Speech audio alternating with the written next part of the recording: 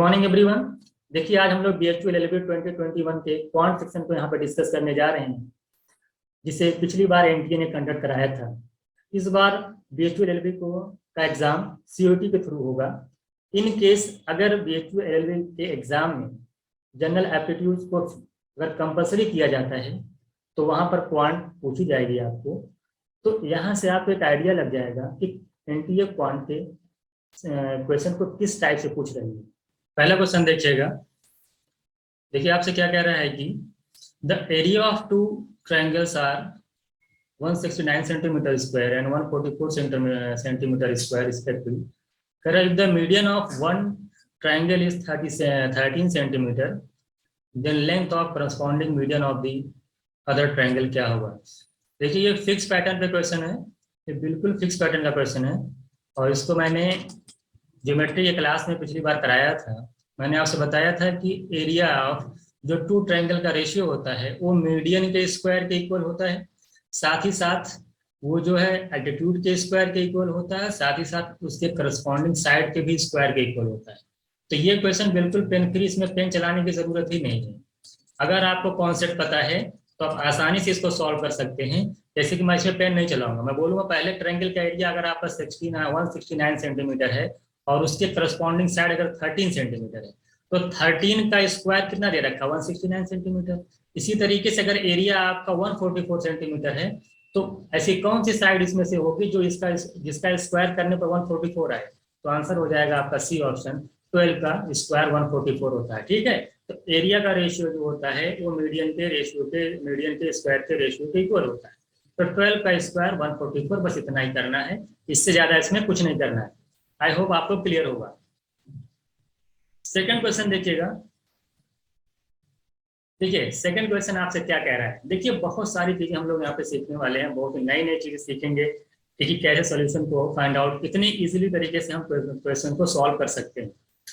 जैसे आपके सामने क्वेश्चन आया, कह रहा है कि the simple interest on amount of ₹20,000 at the end of 4 years is 4,000। फिर कह रहा है कि what would be the compound interest on the same amount at the same rate in the same period. कहने का मतलब है ये क्वेश्चन आपसे ये कह रहा है कि 4 साल में यानी 4 years में 20,000 आपके पास पैसा था, उस पर आपको 4 years में 4,000 रुपीज इंटरेस्ट मिला, वो सिंपल।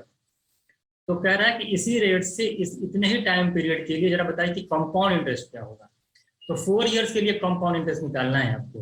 तो सबसे पहले आप रेट फाइंड आउट करिए। ये भी बहुत अभी इस क्वेश्चन में आप क्या कर सकते हैं, देखिए कैलकुलेशन को कितनी इजी तरीके से हम सॉल्व कर सकते हैं, यहाँ पे आप सीखेंगे। जैसे यहाँ पे क्या दे रखा है कि 4 years का जब इंटरेस्ट बताइए, अगर 4 years का तो बताइए, अगर 4 years का इंटरेस्ट आपका 4,000 है तो 1 year का कितना हो जाएगा। ये लिखना नहीं और दिमाग में करना है, 1000 4 से डिवाइड कर लीजिए। अगर आपको 1,000 रुपीज इंटरेस्ट मिल रहा है 20,000 पे तो कितना परसेंट इंटरेस्ट मिलेगा, डिवाइड कर लीजिए। अब दिखने में ही लग रहा है कितना परसेंट मिलेगा, 5% मिलेगा। देख लीजिए आप क्या करेंगे, 1000 डिवाइडेड बाय 20,000, यहाँ से 3030 कैंसिल करेंगे तो 1/20 जिसकी वैल्यू होती है 5%। तो 5% का ये आपका रेट आ गया। अब 5% के रेट से आपको 4 years का CI निकालना है। अब ये देखिए कैसे, बहुत तरीका आ गया। तो नेट रेट निकालिए। अगर 3 years का होता तो मैं आसानी से निकाल सकता था, लेकिन मुझे पता था कि 5% के रेट से 3 years का जो CI होता है, जो उसकी रेट होती है पूरी, वो 15.7625 होती है, उसको मैं आसानी से फाइंड आउट कर सकता था। लेकिन 4 years की बात किया है तो यहाँ पे मैं यूज करूंगा डिजिटल कॉन्सेप्ट। क्या यूज करूंगा, DS कॉन्सेप्ट का यूज करूंगा। और आप देखेंगे DS कॉन्सेप्ट कितना सोल्यूशन को कितना इजी बना देता है और क्वेश्चन टफ नहीं होता। जिसको डिजिटल कॉन्सेप्ट नहीं पता होगा उसके लिए सॉल्यूशन काफी टफ हो जाएगा। जैसे मैं जानता हूं, मैं आपसे बस इतना पूछता हूं कि CI होता क्या है। CI जो होता है वो अमाउंट माइनस प्रिंसिपल होता है। क्या होता है, अमाउंट माइनस प्रिंसिपल। जितना अमाउंट है उसमें प्रिंसिपल माइनस कर देंगे तो आपका CI निकल आएगा। तो अगर मुझे डिजिटल DS लगाना है तो जो CI का DS होगा वो अमाउंट का DS में से प्रिंसिपल का DS माइनस कर दीजिए तो आपको पता चल जाएगा। उसके बाद हम ऑप्शन चेक कर लेंगे। जैसे यहाँ पे मैं अप्लाई करता हूँ, ये बताइए अगर 5% का रेट है और 4 years का अगर अमाउंट निकालेंगे तो क्या लिखेंगे। आप लिखेंगे वही कि पहले लिखेंगे प्रिंसिपल यानी 20,000, यही लिखेंगे और फिर लिखेंगे कि 1 + r/100 की पावर n होता है, तो आप जानेंगे 5% का मतलब होता है 1/20, यही होता है ना। तो अगर 20 रुपीज है आपका प्रिंसिपल, तो 1 रुपये उस पर अगर इंटरेस्ट मिल जाएगा तो अमाउंट आपका हो जाएगा 21/20, और ये 4 बार लगेगा, 21/20, 21/20, इसी तरीके से 21/20। देखिए जिन्होंने सीआई पर रखा होगा उनको पता होगा यही अमाउंट इक्वल टू होता है कि 1 + r/100 की पावर n, यही होता है। अब यहाँ मान देखिए 1 + 5/100 करेंगे 1/20 आएगा, तो 1/20 + 1 करेंगे तो 21/20। मैं डायरेक्ट लिख दिया हूँ 20 में ऐड करके 21/100। और n जो होता है वो टाइम होता है, 4 टाइम 4 है, यानी इसको आपको 4 टाइम्स मल्टीप्लाई करना होगा, तो मैं डायरेक्ट लिख दिया हूँ 21। अब इतनी बड़ी कैलकुलेशन क्या आप कर पाएंगे, आप बताइए। इसमें देखिए अब लगाता हूँ मैं डीएस, देखिए नीचे जो आ रहा है 2 × 4, 2 × 8, 2 × 16, ये नीचे 7 आ रहा है। तो नीचे 7 आ रहा है तो आप जानते हैं कि, तो आप 4 से ऊपर नीचे मल्टीप्लाई करके नीचे आप जानते हैं डीएस उसका 1 हो जाएगा। लेकिन एक चीज यहाँ पे आप और देख रहे हैं, मैं समझाना चाहता हूँ। देखिए अगर मैं इसका डीएस निकालूं तो आप न्यूमरेटर में देख रहे हैं कि 2 1 + 3 आएगा, यहाँ पे 2 + 1 3 आएगा। अब डीएस कॉन्सेप्ट जो मुझसे पढ़ रखा उसको पता है कि एक बार अगर 9 आ गया कहीं भी, तो आप कितने से भी मल्टीप्लाई कर दीजिए उसका डीएस कभी चेंज नहीं होता। मैं प्लग झपकते ही समझ जाता है कि इसका डीएस कितना होगा, क्योंकि यहाँ पे 9 आ गया। आप कुछ भी आप काटा बेटा करेंगे तो आपका डीएस इसका 9 ही आएगा। और साथ ही साथ प्रिंसिपल का डीएस आप जानते हो कि अब इस सब तो 0 0 है, तो इसका जो प्रिंसिपल का डीएस है वो आपका 2 है। 9 में से 2 माइनस कर देंगे 7, यानी ऑप्शन में जिस भी ऑप्शन का डीएस 7 होगा वही हमारा आंसर होगा। देखिए इसका अगर डीएस निकाला जाए कितना हो जाएगा, 14, 18, 30। इसका डीएस देखिए 5 पे नहीं होगा। अगर इसके डीएस की बात की जाए, देखिए 5 + 4 9 कैंसिल करिए, इसका डीएस देखिए 8 to 10 होता है, इसका डीएस 1 होगा, ये भी ऑप्शन नहीं होगा। इसका देखिए 4 8 2 5 यहाँ भी है, इसका भी डीएस नहीं होगा, 1 होगा नहीं होगा। इसका देख चेक कर लेते हैं, 5 2 7 8 9, इसको कैंसिल करिए। देखिए 4 + 3 अगर आप ऐड करेंगे 7 आ जाएगा, यही आपका आंसर हो जाएगा। ये क्वेश्चन बिल्कुल मतलब आपको 15-10 सेकंड से ऊपर नहीं लगता। आपको क्या करना था, प्रिंसिपल का डीएस 2 पता हो गया, अमाउंट का डीएस आप जानते हो तो 2 1 2 1 देखिए यहीं पे 9 हो गया, 9 - 2 यानी 7। जिस भी ऑप्शन का डीएस ऑप्शन में जहां पे डीएस 7 दिखाई दे वही आपका आंसर हो जाएगा, यानी बी इज राइट आंसर। आपको सॉल्व करने की जरूरत नहीं है, तो आपका आंसर हो जाएगा ऑप्शन बी। थर्ड क्वेश्चन देखिएगा, देखिए थर्ड में थोड़ा सा करेक्शन कर लीजिएगा। ये आपका इस तरीके से दे रखा है, ये पावर में है, ठीक है, ये क्या है, ये यहाँ पे पावर में है। अब इसको सॉल्व कर लीजिए। यहाँ पे देखिए इक्वल्स टू कुछ नहीं दे रखा है, इसको 6 बना लीजिएगा, यहाँ पे 6 है। अब आपको सॉल्व करना है, आपको बताना है इसकी वैल्यू कितनी हो जाए। देखिएगा, देखिए क्वेश्चन में आपसे ये कह रहा है, यहाँ पे 4 है, यहाँ पे s की पावर -3/4 है। उसके बाद पूरी पावर दे रखी है -4/3, और उसके बाद भी पावर दे रखी है आपकी 4, और इक्वल्स टू दे रखा 6। इसी को सॉल्व करना है। देखिए बहुत ही आसान क्वेश्चन है, आप जानते हैं इसकी पावर -3/4।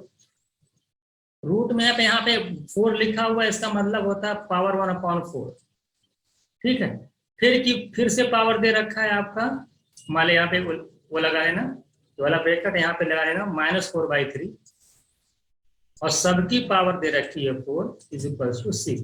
पावर से घबराना नहीं है, पावर दे के आप ज्यादा टेंशन ना लीजिएगा। देखिए पावर का आपस में मल्टीप्लाई हो जाता है, क्या हो जाता है, पावर का आपस में मल्टीप्लाई हो जाता है। इसको मैं लिख सकता हूँ x की पावर, सबको मल्टीप्लाई कर दीजिए, -3/4 × 1/4 × -4/3, और अब पावर आप सब पावर का मल्टीप्लाई कर दीजिए × 4, ये = 6 दे रखा है। आप सोचिए, देखिए क्या क्या कैंसिल हो जा रहा है। देखिए ये देखिए माइनस माइनस प्लस हो गया, 3 से 3 कैंसिल हो गया, इस 4 से ये 4 गया, ये 4 से ये 4 गया, सब कैंसिल हो गया।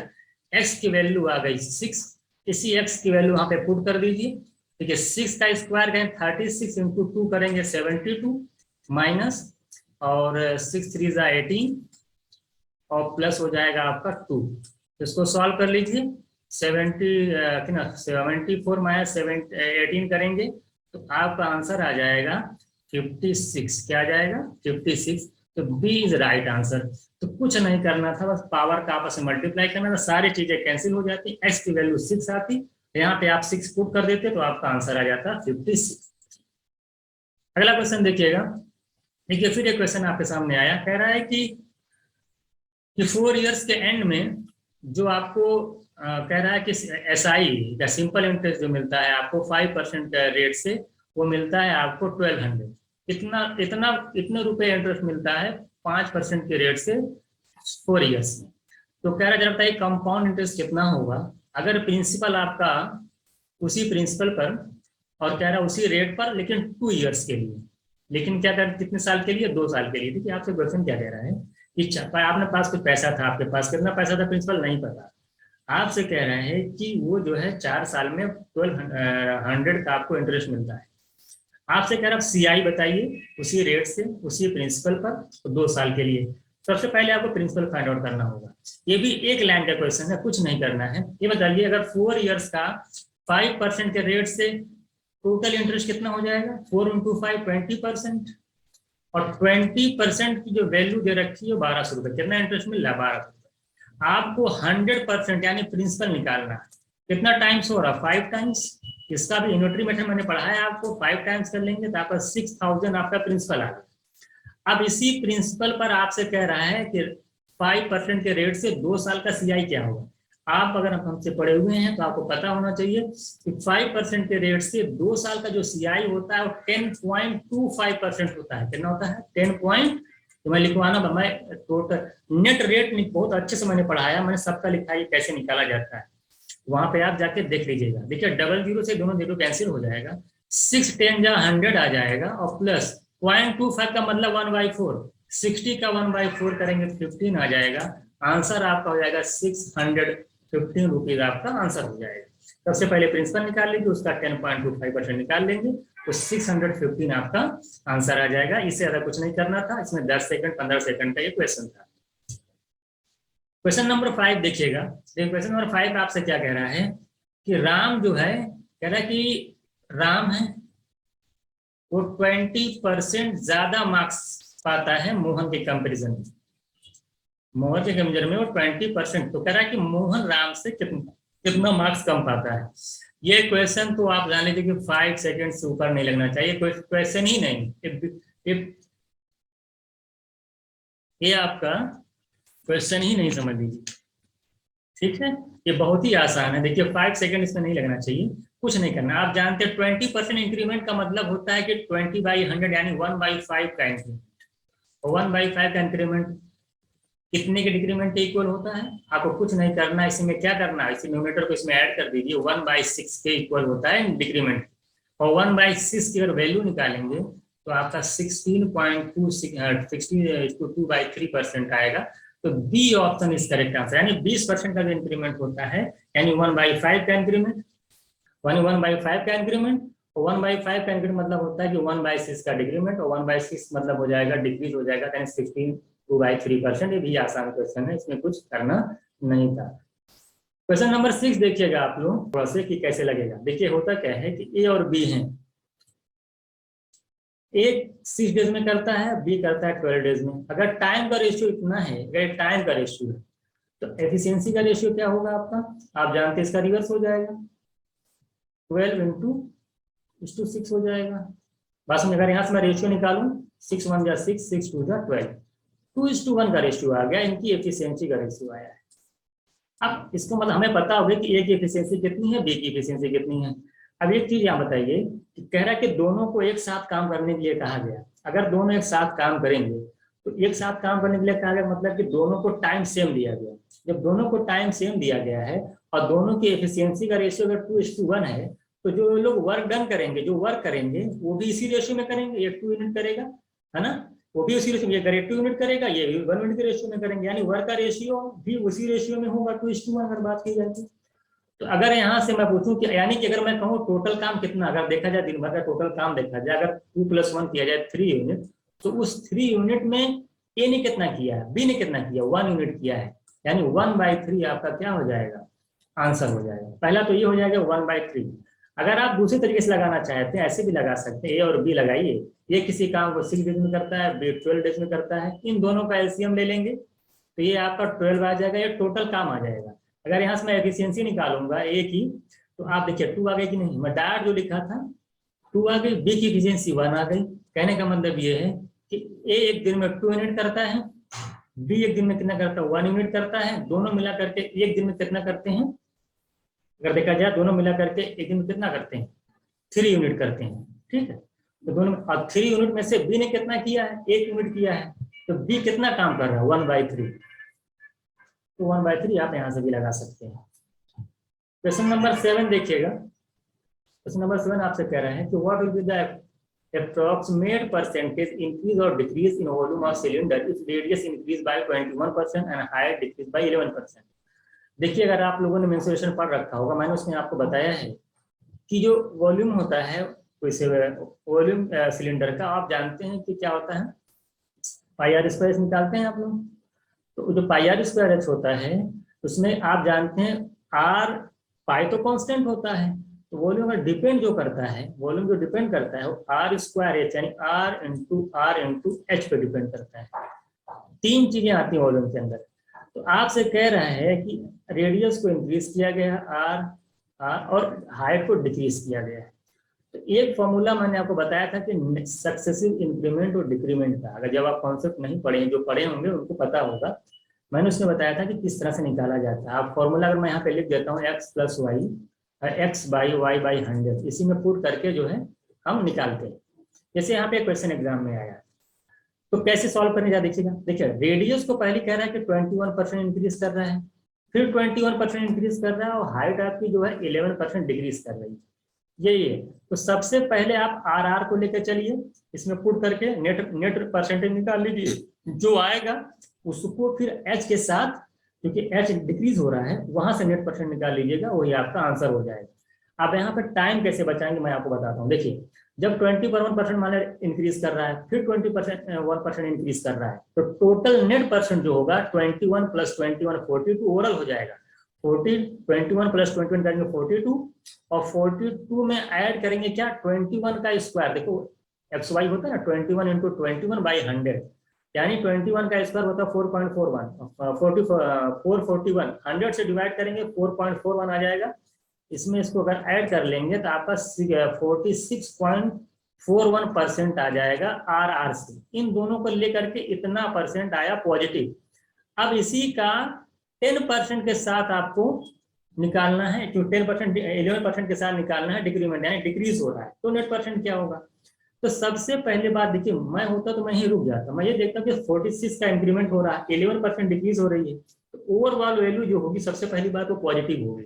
क्या होगी, वो पॉजिटिव है, डिक्रीज नहीं होगी, इंक्रीज होगी। तो डिक्रीज वाला परसेंटेज जहां जहां आपको दिखाई दे उसको कैंसिल मारिए। ऑप्शन बहुत निकाल ध्यान दीजिएगा। देखिए, एक ऑप्शन दे रखा है कि 3% इंक्रीज, एक ऑप्शन दे रखा है 30% इंक्रीज। अब देखिए, आपको लगाने की जरूरत ही नहीं, आप खुद सोचिए कि अगर मैं 46.41 और 11 के साथ नेट परसेंट निकालूंगा तो कैसे निकालूंगा, मैं ही लिखता ना, क्योंकि 46.41 माइनस, क्योंकि 11 डिक्रीज हो रहा है -11, फिर लिखता हूँ मैं 46.41 और 11/100। इसको मुझको सॉल्व करना होता, मैं यहीं से आंसर निकाल देता। मैं देखता हूँ 46 में से 40 अगर मैं 11 निकालूंगा तो मेरा कितना आ जाएगा, 35% के आसपास आएगा, 35। और इधर मैं देख रहा हूँ कि इधर आपका जो आप सॉल्व करेंगे ये 5% के आसपास 4.something% आएगा, क्योंकि 100 से डिवाइड जब करूंगा तो 4 पॉइंट, यानी कि जो आंसर होगा वो 30% के आसपास होगा। आपको सॉल्व करने की जरूरत नहीं है, आंसर क्या होगा, 30% के आसपास होगा। 3% तो होने से नहीं, तो 30% आपको एक ही ऑप्शन दिखाई दे रहा है इंक्रीज का, बी ऑप्शन मेरा सही हो जाता। तो ये सबसे बड़ी बात ये होती है एग्जाम में कि आपको टोटल सॉल्व नहीं करना होता, आप ऑप्शन पे देखिए और आपका आंसर क्या रहा है, और आपका कॉन्सेप्ट अगर क्लियर है तो क्वेश्चन में 10 सेकंड, एक क्वेश्चन आपको क्या लगता है 15 सेकंड से ऊपर का नहीं था। आप 21 से निकाल लीजिए नेट रेट, आपका 42% आ गया, 46% आ गया। 46 और 11 के साथ आप देख रहे हैं 35 में से कुछ घटेगा लग, तो अप्रॉक्स 30% आंसर आएगा। मैं ठीक कर देता, 10 सेकंड के अंदर ही ठीक कर देता, 5 सेकंड नहीं लगता।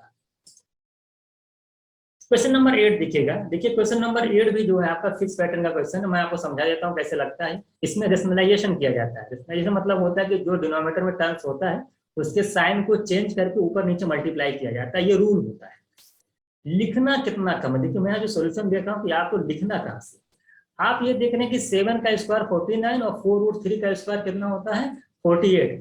तो 48 4 से अभी 4√3 का स्क्वायर आपको आना चाहिए 48 होता है, 4 4 16 और √3 3 होता है 48 होता है। दोनों का डिफरेंस 1 आ गया। जैसे दोनों का डिफरेंस 1 आ गया तो आपको कुछ नहीं करना है, आप लिखना स्टार्ट करेंगे 5 + 2√3 इंटू 7 - 4√3। अब इसी को सॉल्व कर लीजिए। नीचे देखिए 1 आ गया तो 1, अगर कुछ और आता तो मैं इससे डिवाइड करता, लेकिन नीचे दोनों की स्क्वायर का डिफरेंस 1 आ गया तो उसको भूल जाइए। आप बस खाली नंबर पर फोकस करिए। देखिए 7 5 35 प्लस 7 कैसे करिए 14√3। अब -4√3 किसमें करेंगे तो माइनस, देखिए अब -20√3 आ जाएगा। और इस बार मैं इसमें करूंगा तो माइनस और 4 2 8 √3 3 होता है -24। बात समझ में आ गई? ये मेरा ऑप्शन है। अब मैं ऑप्शन पे देखता हूं, अगर मैं नंबर पे फोकस करूं, अगर मैं ए की बात करूं, क्योंकि यहाँ पे a + b√3 करके दे रखा है, कंपैरिजन यानी √3 के साथ जो टर्म आएगा वो b आएगा और a अकेले रहेगा। तो मैं सिर्फ नंबर पे अगर मैं फोकस करूं, रूट वाले टर्म पे फोकस ना करूं, तो 35 में से 24 जाएगा 11, यानी ए की जो वैल्यू होगी ए 11 में होगी, वो पॉजिटिव होगी।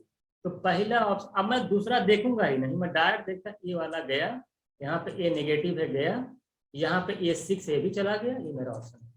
सिर्फ मैं ए निकालता, मैं बस इतना देखता 35 - 24, मैं देख करके क्या कर देता तुरंत यहाँ पे, मैं यहाँ पे बस खाली इन दोनों को फोकस करता 35 और 24।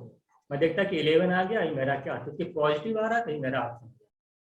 तो ऐसे एग्जाम में जाकर के क्वेश्चन को सॉल्व करना है, ये आपका 10 सेकेंड 5 सेकेंड से ऊपर नहीं लेना चाहिए, फिक्स पैटर्न के क्वेश्चन। क्वेश्चन नंबर 9 देखिए, एलिगेशन का क्वेश्चन है, बहुत सारा हम लोगों ने किया है और जो मेरी क्लास कर रखी होंगे उन्होंने सब चीज देख रखा होगा। इसमें क्या कर रखा है, कह रहा है कि 100 किलोग्राम आपके पास शुगर है। अब ये क्वेश्चन एग्जाम में आया है और कह रहा है कि पहले वाले पे आपको 8% का प्रॉफिट, दूसरे वाले पे 18% का प्रॉफिट है, ओवरऑल कह रहा है कितना आपका है 16% का प्रॉफिट है। तो कह रहा है आपसे, आप बताइए कि जो है 16% के प्रॉफिट पे जो 18% के प्रॉफिट पे जो क्वांटिटी वो कितनी होगी, निकाल लेंगे। देखिए यहाँ पे डिफरेंस निकालेगा तो कितना रहा 2%, यहाँ पे निकालेंगे कितना जाएगा 8%। परसेंट जानते सब कैंसिल हो जाएगा, तो 2 1 1 2 1 2 और 2 4 8, तो 1 और 4 का रेशियो आ गया। टोटल कितना क्वांटिटी, ये देखिए जो नीचे आता क्वांटिटी आती है, टोटल क्वांटिटी आपकी है 100। ये पेन फ्री क्वेश्चन था, 4 + 1, टोटल क्वांटिटी आपकी 100 है, यानी 4 + 1 5 यूनिट की वैल्यू आपकी 100 है। यूनिटरी मेथड आप पढ़े हैं 20 टाइम्स। आपको 18% के प्रॉफिट पे बेची वाली क्वांटिटी कितनी है 4 यूनिट, ये निकालनी है। तो 4 यूनिट की वैल्यू 20 से मल्टीप्लाई कर देंगे, देख लीजिएगा यहाँ पे तो कितना है 5% की वैल्यू कितनी है आपकी 100 kg है, तो 1 आ जाएगी 20, ठीक है, कितनी आ जाएगी आपकी 80 kg आ जाएगी। ठीक है, यहाँ पे देखिए सॉल्व कर लीजिएगा आप लोग, फिर से एक बार देख लीजिए आप, 16 में से 8 निकलेगा आपका, 18% प्रॉफिट था यहाँ पे, 18 में से 2 आ जाएगा और 16 में से 8 जाएगा 8 आ जाएगा, तो यहाँ से 1/4 का रेशियो आ जाएगा, 1/4 का रेशियो आ जाएगा, यानी कि आपका हो जाएगा 5। टोटल अगर आपका देखा जाए 1000 बना लीजिएगा इसको, 100 kg नहीं होगी 1000, क्योंकि 80 kg आ जा रहा है इससे ना, यहाँ पे बना लीजिएगा आप, क्योंकि जाहिर सी बात है यहाँ पे 1000 लगा, 100 थोड़ी रहेगा, तो कैसे 800 आ जाएगा, यहाँ पे 100 नहीं है 1000 है, इसको करेक्शन कर लीजिएगा तो आपका जाएगा 800 kg, कितना जाएगा 800 kg। ठीक है, कुछ करना है, एलिगेशन का क्वेश्चन था, डायरेक्ट निकल जाएगा, इसमें कुछ करना ही नहीं है। 5 यूनिट की वैल्यू दे रखी थी आपको, उसको पूछिए। क्वेश्चन नंबर 10 देखिएगा, कह रहा है कि mean of 1 digit number in serial number of pages. देखिए अगर आप कह रहा है कि हमारे कोई पेजेस है 1 से लेकर, अगर सिंगल डिजिट की बात की जाए तो 1 से लेकर 9 तक, इन दोनों को ऐड करिए, 10 2 से डिवाइड कर लीजिए 5, यही आपका आंसर हो जाएगा। ये बेसिक क्वेश्चन था, इसमें टाइम देने की जरूरत नहीं है। क्वेश्चन नंबर 11 देखिएगा, क्वेश्चन नंबर 11 देखिए क्या कह रहा है कि द प्रेजेंट वर्थ इतना due 3.5 years means with the rate of interest given 10% per annum. ये बताइए अगर 3.5 साल की बात कर रहा है 10% के रेट से, तो टोटल जो आपका जो इंटरेस्ट हो जाएगा, टोटल इंटरेस्ट कितना हो जाएगा, जल्दी मल्टीप्लाई कर लीजिए आप। 10% लग रहा है हर साल, 3.5 साल में कितना लग जाएगा, 35% इंटरेस्ट लग जाएगा। और जो टोटल प्रेजेंट में अमाउंट आ रहा है आपका वो 25, अच्छा 35% इंटरेस्ट आ रहा है, तो टोटल अमाउंट कितना हो जाएगा 135%। और 135% की जो वैल्यू दे रखी है आपको 2500 दे रखी है। तो आपसे पूछे जरा बताइए कि कितना आपका अमाउंट ड्यू था, तो आप जानते हैं 100% की वैल्यू आपसे पूछी, इसी को आपको सॉल्व करना है बस। अगर मैं यहाँ से देखूँ, थोड़ा बहुत मैं सॉल्व कर देता हूँ। यहाँ से आप देख सकते हैं कि 27 अगर 5 से डिवाइड कर दिया जाए 500, तो 27 की वैल्यू 500, तो 100 की वैल्यू निकालनी है, आप सॉल्व कर लीजिए। यही आपको सॉल्व करना है 100। यहाँ से आप सॉल्व कर लेंगे। देखिए आप इसमें बस जब आप डिवाइड आपको करना पड़ेगा। जब आप डिवाइड करेंगे तो आप सिर्फ 3 डिजिट तक डिवाइड करना है। यहाँ तक जैसे 18 देखिए सब जगह दिखाई दे रहा है, यहाँ पे दिखाई दे रहा है, यहाँ पे दिखाई दे रहा है, ये तो ऑप्शन कट गया। लेकिन जब तीसरी डिजिट डिवाइड करेंगे तो आपको लास्ट में 5 आएगा, तो यही आपका क्या हो जाएगा, ये आपका, क्योंकि अप्रोक्सीमेट आंसर यहाँ डीएस नहीं लग सकता है क्योंकि नीचे 9 भी आ रहा है, इसलिए डीएस नहीं लगेगा। तो यहाँ पे जो आंसर हो जाएगा आपको दैट सॉल्व कर लेंगे तो आपका 1851.85 आपका आंसर हो जाएगा। क्वेश्चन नंबर 11 ध्यान दीजिएगा क्या कह रहा है, कह रहा है ट्रायंगल PQR है, कह रहा है ट्रायंगल PQR में, कह रहा है ये जो एंगल Q है, जो आपका जो है ये एंगल आपका R है और ये एंगल आपका P है। कह रहा है यहाँ से परपेंडिकुलर एक लाइन ड्रॉ की गई है। कह रहा है यहाँ का मिडिल पॉइंट, कोई मिड पॉइंट है, यहाँ से इसको मिलाया गया है। आपसे क्या कह रहा है, कह रहा है ना, आपसे कह रहा है QR मिड पॉइंट, यहाँ पे M लिख रहा है, QR लिख लेना, R and M mid point of QR such that, यहाँ पे M है, ये मान ली मिड पॉइंट है। आपसे कह रहा है कि द बाइसेक्टर ऑफ QR, मतलब कह रहा है कि ये वाला एंगल और ये वाला एंगल आपस में क्या है, ये आपस में इक्वल है। आपसे कह रहा है कि आपको बताना है कि MPN क्या हुआ। देखिए ध्यान दीजिएगा, ये MPN ये पूछा है, तो ये जो MPN होता है ये प्रूविंग है, मैं आपको बता देता हूँ क्या होता है। जो MPN होता है वो Q और R के डिफरेंस का हाफ होता है। क्या होता है, angle Q minus angle R के डिफरेंस का हाफ होता है। जब हम लोग पढ़ेंगे थ्योरी प्रूव करके मैं आपको दिखा दूंगा।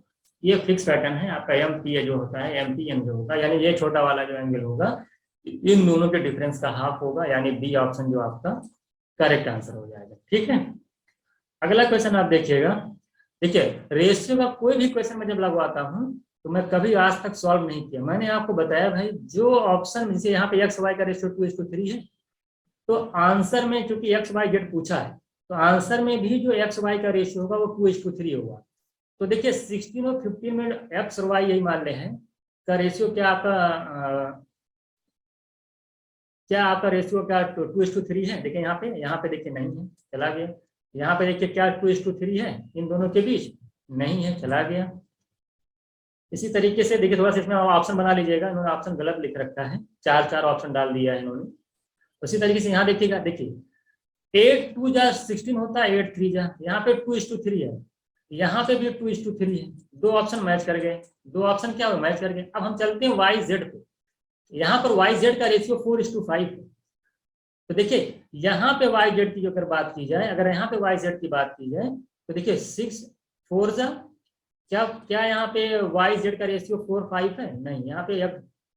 यहाँ पर जो है 4 5 जो है नहीं है, ठीक है। और यहाँ पर देख लेंगे, अगर यहाँ पे चेक करेंगे 6 4 जा 24, 6 5 जा 35, 6 5 जा 30, यानी उस वाले ऑप्शन में, पहले वाले ऑप्शन में आप देख रहे हैं कि इन दोनों के बीच का रेशियो 4:5 है। तो आंसर हो जाएगा बी, ऑप्शन हो जाएगा फर्स्ट ऑप्शन। कहने का मतलब ये है कि XYZ निकालना था, तो जो रेशियो XY का 2:3 आंसर में क्वेश्चन में दे रखा है वही आंसर में भी 2:3 होगा। यहाँ पर अगर YZ 4:5 है तो आंसर में भी YZ 4:5 होगा। तो 4:5 सिर्फ आपको और यहाँ पे दिखाई दे रहा है, ये ऑप्शन में ही आपका आंसर हो जाएगा। चलिए क्वेश्चन नंबर 14 देखिएगा। क्वेश्चन नंबर 14 में कह रहा है कि राम जो है 30% मोर एफिशिएंस है इकबाल की। अगर यहाँ पे राम की बात की जाए, अगर मैं यहाँ पे इकबाल की बात करूँ, 30% मोर का मतलब क्या, अगर इकबाल की एफिशिएंसी 100 है तो राम की इससे 30% ज्यादा यानी 130। अगर रेशियो निकालूंगा तो मैं 13 और 10 निकालूंगा, यानी राम एक दिन में 13 मिनट काम करता है और इकबाल एक दिन में 10 मिनट काम करता है। दोनों अगर एक साथ काम करेंगे तो बताइए कि काम को कितने दिन में कंप्लीट करेंगे। अगर राम अकेले उस काम को जो है कह रहा है कि 23 डेज में करता है, ये बताइए कि राम एक दिन में करता है 13 मिनट और राम 23 डेज में काम को कंप्लीट कर दिया, तो राम ने कुल कितना काम किया ये बताइए। आप जानते हैं कि एक दिन में करता है 13 मिनट और 23 डेज में काम को कंप्लीट किया है, कितना काम किया टोटल राम ने, और यही टोटल काम हो जाएगा। अब इसी काम को करवाना है दोनों लोग से मिलकर के, जरा बताइए दोनों लोग मिलकर कितने दिन में करेंगे। पहले आपने टोटल काम निकाल लिया, अब निकालना कि दोनों लोग मिलकर कितने दिन में करेंगे। आप देख रहे हैं, देख लो इनकी एफिशिएंसी 13 है, इनकी एफिशिएंसी 10 है, दोनों को ऐड कर लीजिए, 23 डिवाइड कर देंगे, आंसर आ जाएगा 13 डेज, यानी दोनों मिल करके उस काम को 13 डेज में कंप्लीट करेंगे। क्वेश्चन नंबर 15 देखिएगा, कह रहा है कि एक फैमिली है जिसको 1551.25 kg जो है wheat per year, then how much wheat require the month of July. जुलाई में कितने जो है किलोग्राम वीट की जरूरत पड़ेगी, ये बताइए। एक साल में कितने दिन होते हैं, 1 ईयर की अगर बात की जाए 365 डेज होते हैं, और 365 डेज में जो कि एक फैमिली को इतने किलोग्राम जो है वीट की जरूरत पड़ती है, इतने 51 इतने किलोग्राम एक दिन में कितने जरूरत पड़ेगी, आप जाने 365 से डिवाइड कर लीजिए। जुलाई के मंथ की बात कर रहा है, उसमें 31 डेज होते हैं, बताइए कि उसमें यही आपको ऑप्शन निकालना कि जुलाई के मंथ में कितना गेहूं लगेगा, ये आपको बताना है। क्या करेंगे, आपको लगता है आप सॉल्व करने बैठे हैं, आपको कुछ नहीं करना है। अब मैं लगा देखो, फिर यहाँ पे क्या अप्लाई कर सकते हैं आप, यहाँ पे डीएस कॉन्स्टेंट लगाइए। देखिए 639 ये तो कैंसिल हो गया, डीएस कॉन्स्टेंट में जहाँ पे 9 आता है उसको कैंसिल कर दिया जाता है। नीचे 5 आ रहा है तो ऊपर 2 आ जाएगा।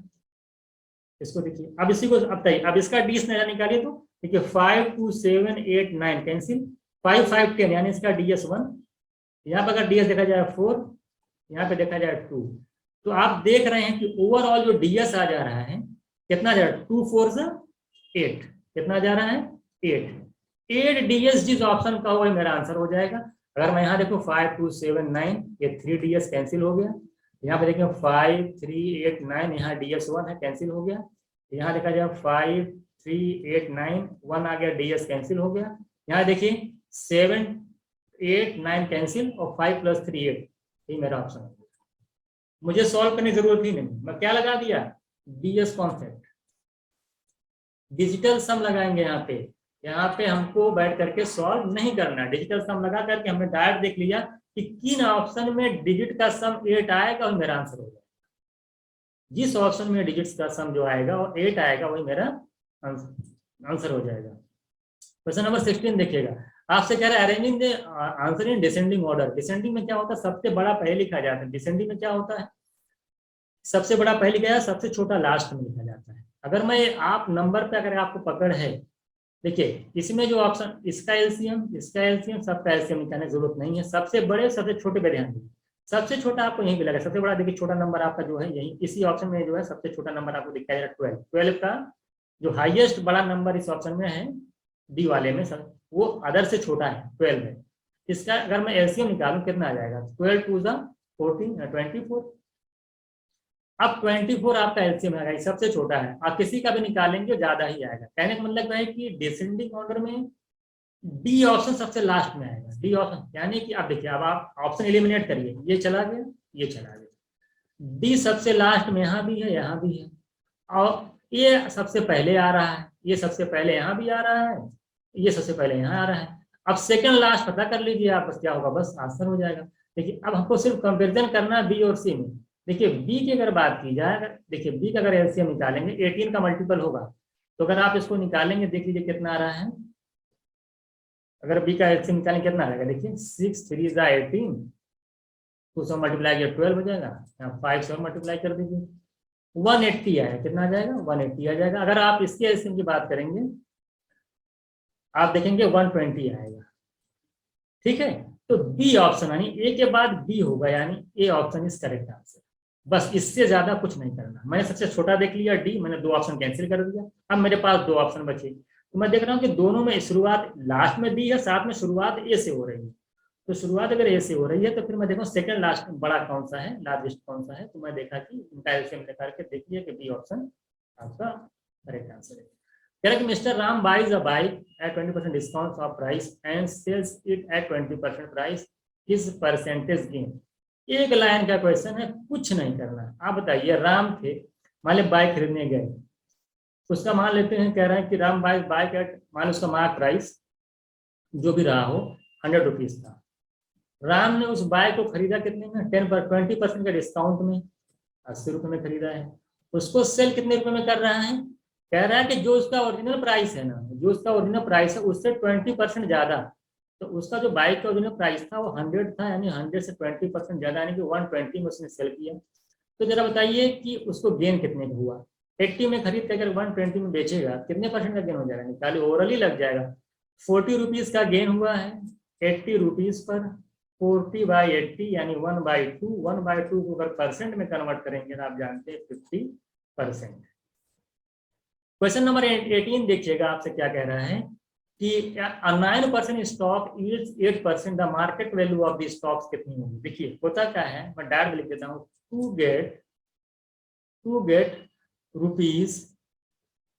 रुपीज 8। आप जान रहे हैं कि इन्वेस्टमेंट कितने का करना पड़ रहा है, टू गेट रुपीज 8 इन्वेस्टमेंट कितने का हो रहा है आपका, 100 रुपीज का।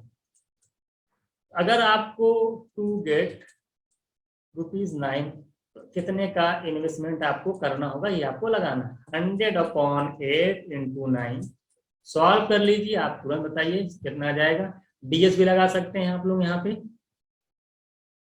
डीएस लगा ले। देखिए नीचे 8 आ रहा है, ऊपर 8 से मल्टीप्लाई कर देना है, जिसका डीएस 9 होगा ये आंसर हो जाएगा। और सॉल्व भी कर सकते हैं, जिसका डीएस 9 होगा वही मेरा, क्या देखिए 9 से मल्टीप्लाई ही ना, देखा अभी सॉल्व करना है, यही हमको सॉल्व करना है। नीचे 8 आ रहा है उससे मतलब नहीं, क्योंकि ऊपर 9 से मल्टीप्लाई होगा, जिसका डीएस 9 होगा मेरा आंसर हो जाएगा।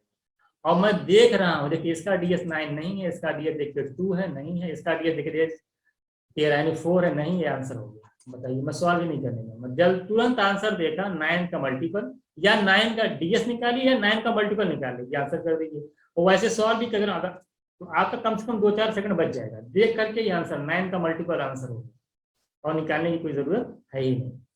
तो 9 का मल्टीपल मेरा आंसर हो जाएगा, और सॉल्व कर लेंगे तो यही आ जाएगा 112.5। 19% देखिएगा, आपसे क्या कह रहा है, कह रहा है what is perpendicular to chord AB. देखिए एक सर्कल है आपका, क्वेश्चन पढ़ लीजिएगा। ये मान लीजिए डायमीटर है, सेंटर है, तो सेंटर से जो लाइन जाती है वो डायमीटर होती है। ये आपका एक कॉर्ड हो गया। क्वेश्चन के अकॉर्डिंग क्या कह रहा है कि ए बी आपका कॉर्ड है, और ये हो गया ए सी, और कह रहा है ये सेंटर से कॉर्ड ए बी पे परपेंडिकुलर ड्रॉ की। अगर आपने सर्कल पढ़ रखा होगा तो सेंटर से जब कॉर्ड पे लाइन ड्रॉ की जाती है, कॉर्ड को 2 पॉइंट में डिवाइड करती है, दो पार्ट में डिवाइड करती है, मतलब इक्वली डिस्ट्रीब्यूट कर देती है। और चूंकि ये सेंटर है तो ये भी आपस में देखिए, ये भी डिवाइड है, तो यानी ओ, अगर मैं इसको सी मान, तो ओसी और ओबी आपस में इक्वल हैं, एडी और बीडी आपस में इक्वल है। तो एक थ्योरम होती है, अगर किसी भी ट्रायंगल के दो साइड के मिड पॉइंट को अगर मिला दिया जाए, देखिए हाइपोटेनियस का मिड पॉइंट यहाँ है, बेस का मिड पॉइंट यहाँ है, तो अगर किसी भी ट्रायंगल के दो साइडों के मिड पॉइंट को मिला दिया जाए, तो जो लाइन मिलती है ओडी जो मिलेगी, वो थर्ड लाइन के थर्ड साइड के हाफ होती है। थर्ड साइड क्या है, एसी का हाफ होगी, और एसी आपको दे रखा है 10 का हाफ कर देंगे 5 सेंटीमीटर, ये आपका आंसर हो जाएगा। इससे ज्यादा कुछ आपको करना नहीं है। क्वेश्चन नंबर 20 देखिएगा, 2 vessels A and B contain, कह रहा है स्पीड और वाटर है 8:5, 5:10, एंड कह रहा है कि दोनों को मिक्स किया गया, और न्यू मिक्सचर में कह रहा है 900/13% का स्प्लिट है। तो बताना है कि आपको किस रेशियो में दोनों को मिलाया गया। तो इसमें मैंने मिक्सचर इक्वेशन अगर आप पढ़े होंगे तो मैंने आपको बताया था किसी एक में कन्वर्ट किया जाता है। जैसे मैं 8:5 लिखा ना, ये स्प्लिट है, वाटर है, तो अगर मैं पूरे स्प्लिट की क्वांटिटी कितनी है, स्प्लिट की कॉन्सेंट्रेशन कितनी है, तो आप बोलेंगे 8 अपॉन दोनों का सम कर लेंगे 8/5 का। यानी अगर मैं स्प्लिट पे फोकस करूं तो स्प्लिट के यहाँ पे जो कॉन्सेंट्रेशन होगी 8/13। अगर यहाँ पे बात करूं तो यहाँ पे देखिए स्प्लिट है 5 है, इन दोनों का सम करिए 7। ओवरऑल देखिए 900/13%, 900/13% मतलब 100 से डिवाइड, ये 2 0 2 0 कैंसिल हो जाएगा, तो 9/13, यहाँ पे स्प्लिट 9/13, यहाँ पे आप देख रहे हैं 8/13, यहाँ 5/7। एलिगेशन लगा दीजिए, क्वेश्चन आपका खत्म हो जाएगा। देखिए इन दोनों का डिफरेंस लगाएंगे तो 1/13 आएगा।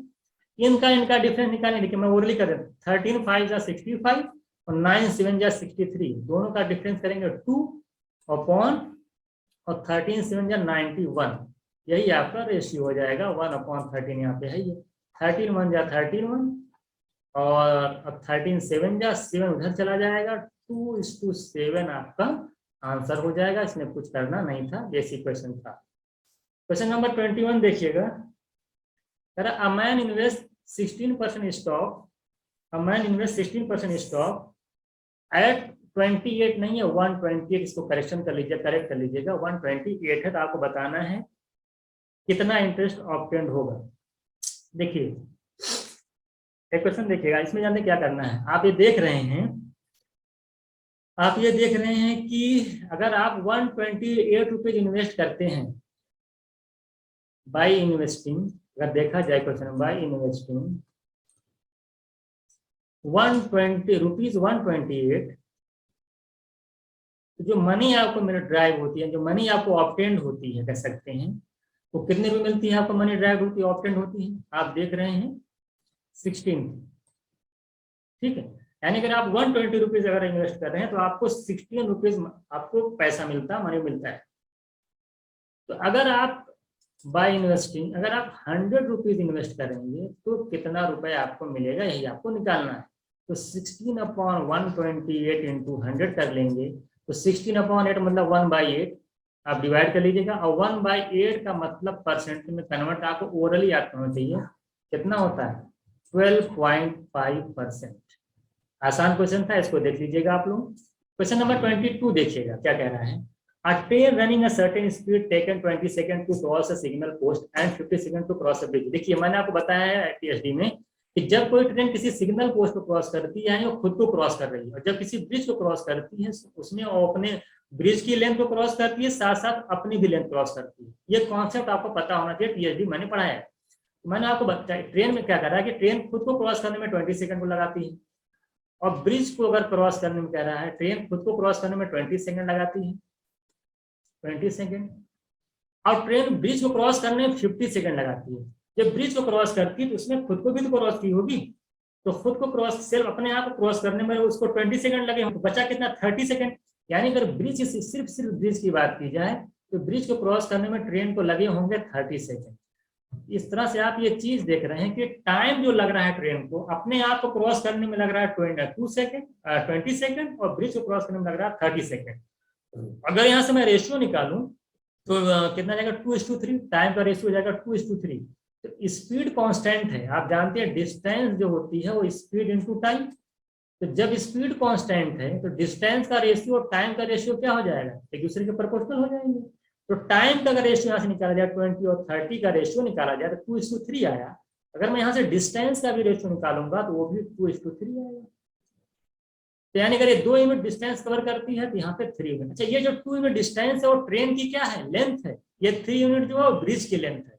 तो अगर इन दोनों में कंपैरिजन किया जाए तो यहाँ से हम तो डायरेक्ट तो लेंथ नहीं निकाल सकते, लेकिन एक रिलेशन निकाल सकते हैं कि जो ब्रिज की लेंथ है वो 1.5 टाइम्स है ट्रेन की लेंथ की। यानी ट्रेन की लेंथ में अगर 1.5 से मल्टीप्लाई कर देंगे तो ब्रिज की लेंथ निकल जाएगी। आप देख भी रहे हैं 2 × 1.5 करेंगे तो आपका 3 आ जाएगा।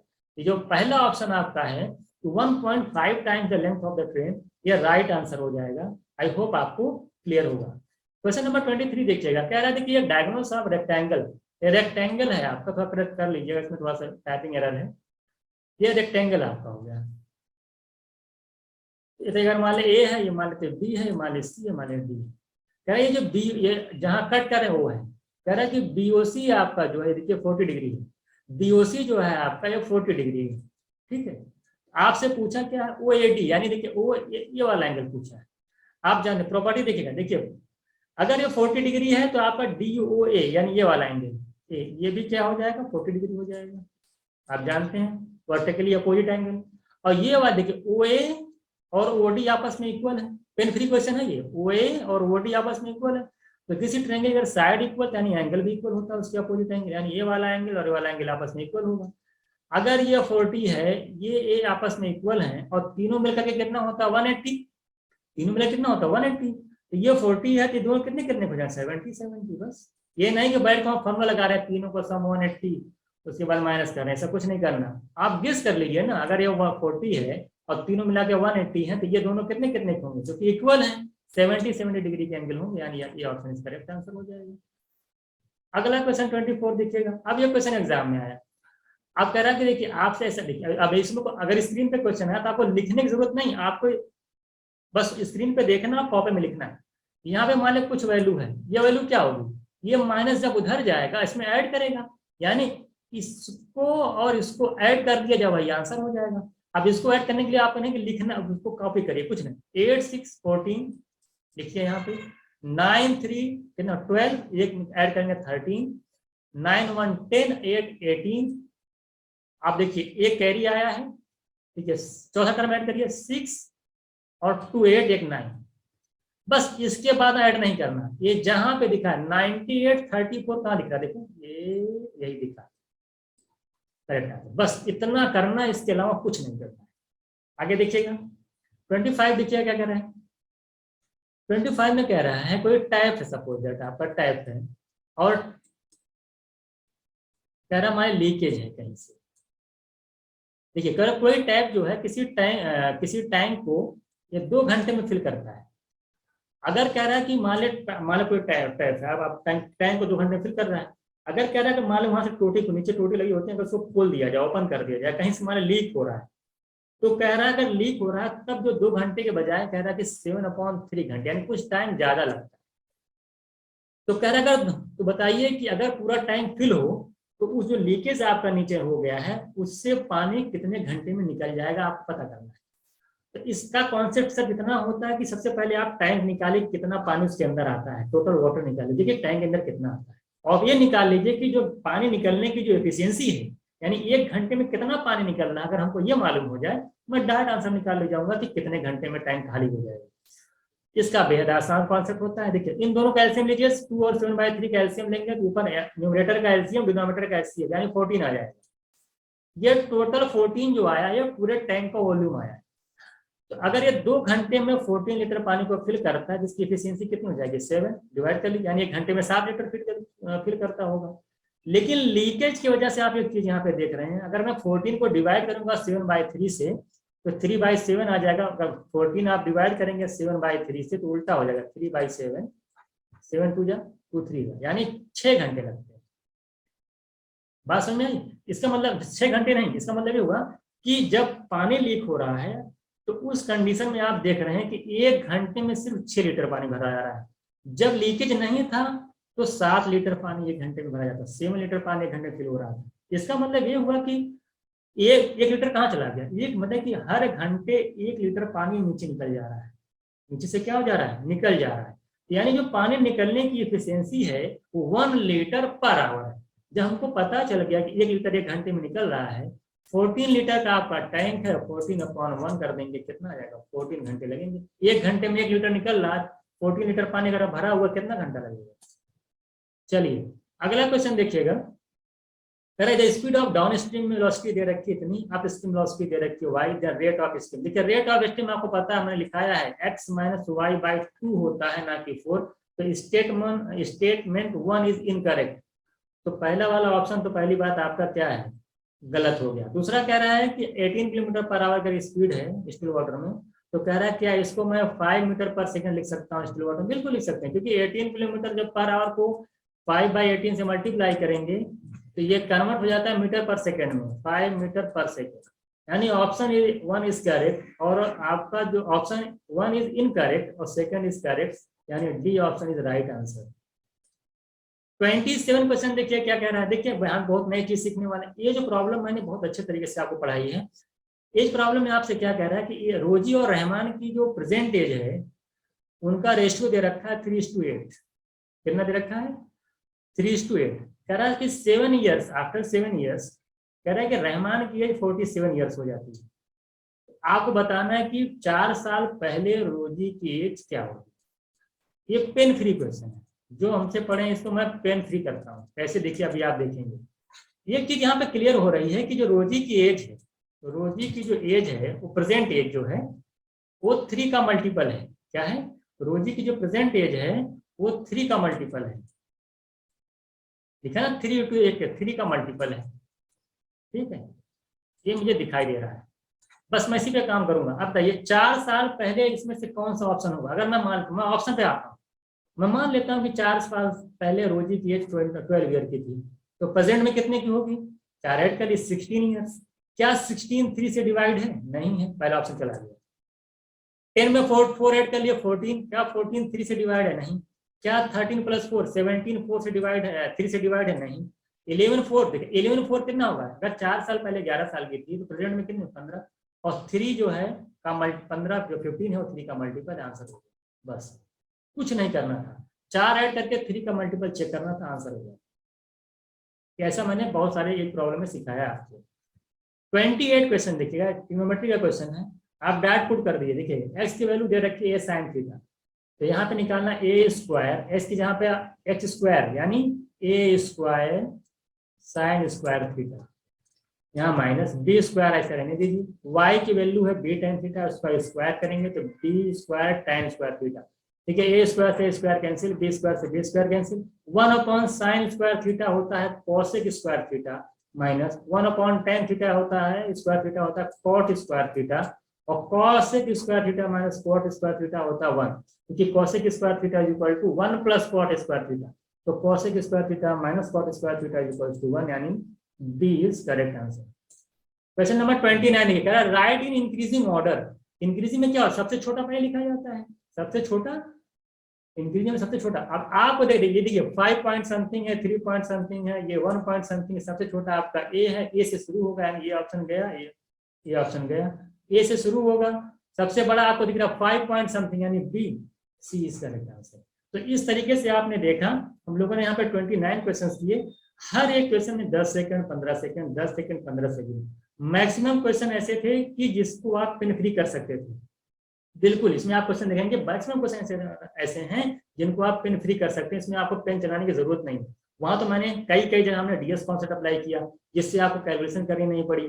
एज वाले प्रॉब्लम में मैंने आपको दिखाया कि एज वाले प्रॉब्लम में देखिए मैंने, ये तो आसान क्वेश्चन था फिक्स पैटर्न का। इसके बाद देखिए एज वाले प्रॉब्लम मैंने बताया कि पेन फ्री कर सकते हैं, 4 ऐड करके 3 का मल्टीपल चेक कर लीजिए। देखिए क्या क्या हम लोगों ने सीखा है यहाँ पर। देखिए ये तो मैं बिल्कुल कॉपी में कराया हूँ, क्या एक्स माइनस वाई बाई 2 होता है, और 18 किलोमीटर पर आवर को मीटर पर सेकंड चेंज करेंगे तो आप जान जाए 5 मीटर पर सेकंड आएगा। ये वाला क्वेश्चन था, बिल्कुल आसान क्वेश्चन था, मैंने आपको बताया कि एफिशिएंसी निकाल के डिवाइड कर लीजिए। ये भी पेन फ्री हो सकता था, ये तो बिल्कुल पेन फ्री क्वेश्चन ही था। 40 डिग्री ये कॉस्ट मैंने आपको बताया, बिल्कुल आसान था। आप देख रहे हैं कहीं कुछ लिखा जा रहा है, 2 लाइन लिख करके आंसर आ जा रहा है। यहाँ पे मैंने आपको बताया कि जो टाइम का रेशियो होगा वही डिस्टेंस का रेशियो होगा 1.5 टाइम्स। इसी तरीके से देखिए एक लाइन इसमें भी लिखना था कि कितना परसेंट होगा, स्टॉक का क्वेश्चन था। यहाँ पर देखिए बस 2 लाइन लिखनी थी, आराम से एलिगेशन का क्वेश्चन था। ये वाला देखिए एक थ्योरम थी, ओडी जो होता है एसी का क्या होता है, हाफ होता है। यहाँ पे देख लीजिए कुछ नहीं करना, 9 का मल्टीपल देख के आंसर टिक कर दिया मैंने। यहाँ पर देखिए 17 में कुछ नहीं, 80 की चीज को 120 बेच रहा था, 40 रुपए का फायदा हुआ, 80 पे 1/2 यानी 50%, पेन फ्री क्वेश्चन। इसमें आपने देखा कि सबसे डिसेंडिंग लिखना था, तो सबसे छोटा आएगा डी लास्ट ऑप्शन में है, तो आप तो ए सी ऑप्शन बी ऑप्शन खत्म हो गया, या तो ए होगा या तो डी ऑप्शन होगा। आप देखें कि सेकेंड लार्जेस्ट आपका ज्यादा था बी, ए बी आपका आंसर हो गया। पेन भी आराम से आप कर सकते थे। इसमें क्या किया आपने, देखिए कैलकुलेशन बड़ी थी, आपने डीएस कॉन्सेप्ट लगाया, डायरेक्ट देख लिया कि जिसका डीएस 8 होगा वही आंसर हो जाएगा, 10 सेकंड के अंदर आंसर हो गया। 16 क्वेश्चन आप देखिए, तुरंत मैं लगाया कि राम उनके एफिशिएंसी का रेशियो देखा, राम का काम कह रहा था कि 23 डेज में करता है, उसकी एफिशिएंसी पता थी, 30 इंटू 23 से हमने टोटल वर्क निकाला, 23 से डिवाइड करके आंसर निकाल दिया, कुछ लिखना ही नहीं पड़ा। इसी तरीके से आप क्वेश्चन नंबर 30 में देखिए कुछ करना ही नहीं होता, मैंने रेशियो बताया, एक्स वाई का रेशियो चेक कर लिया कहाँ पे 2 3 मिल रहा है। उसके बाद देखा कि वाई जेड का भी रेशियो ऑप्शन में कैंसिल करके देख लिया कि वाई जेड का रेशियो भी ऑप्शन में 4 4 5 होना चाहिए, ये ऑप्शन हमारा करेक्ट आंसर आ गया बिना कुछ किए। क्यू माइनस आर का हाफ होता है, फिक्स पैटर्न है। 11 में देखिए मैंने आपको बताया कि इसमें आपको सॉल्व करना होगा थोड़ा से, बस 3 डिजिट तक लेके जाएंगे 1 to 8 5 तक, उसके बाद छोड़ देना है, आंसर आ जाएगा आपका। ये तो आप बहुत ही आसान क्वेश्चन था। ये आपका देखा मैंने 1000 किलोग्राम था, यहाँ बना लीजिएगा, ये कुछ नहीं करना था। 2 4 का 1 4 का रेशियो आया, 5 की वैल्यू 1000 200 टाइम्स, उसके बाद 4 की वैल्यू 800, पेन फ्री क्वेश्चन ये भी हो जाता। थोड़ा सा प्रैक्टिस करेंगे। यहाँ पे मैंने डायरेक्ट दिखाया कैसे होता है। उसके बाद देखिए मैंने यहाँ बताया कि 21 के साथ नेट रेट निकाल लीजिए, 46% आएगा। उसका 11 के साथ 30% के अप्रॉक्स आ रहा है, डायरेक्ट अप्रॉक्सीमेशन से डायरेक्ट लगा देंगे। पहली बात इंक्रीमेंट होगा, डिक्रीज का ऑप्शन कैंसिल किया, 3% इंक्रीज हो नहीं सकता, 30% मेरा आंसर हो जाता। उसके बाद देखिए मनी वाला क्वेश्चन वर्क एंड टाइम का था, आसान था, मैंने बताया किस तरह से होगा। उसके बाद देखिए कह रहा राम सिक्योर जो है 20% का इंक्रीमेंट, 1/5 का, 1/6 का डिक्रीमेंट, यानी 1/6 की वैल्यू को पता है, डायरेक्ट आंसर हो जाएगा। तो इस तरीके से आप देखें यहाँ पे जहाँ जहाँ मैंने सारी चीजें कराई हैं, तो बिल्कुल इजी सोल्यूशन कराया है। आई होप आप सबको बहुत सारी चीजें समझ में आई होंगी, और क्या क्या आप चेंजेस कर सकते हैं, क्या क्या बदलाव ला सकते हैं अपने सोल्यूशन में, यहाँ पे आपने बहुत कुछ सीखा होगा। चलिए फिर मिलते हैं नेक्स्ट क्लास में।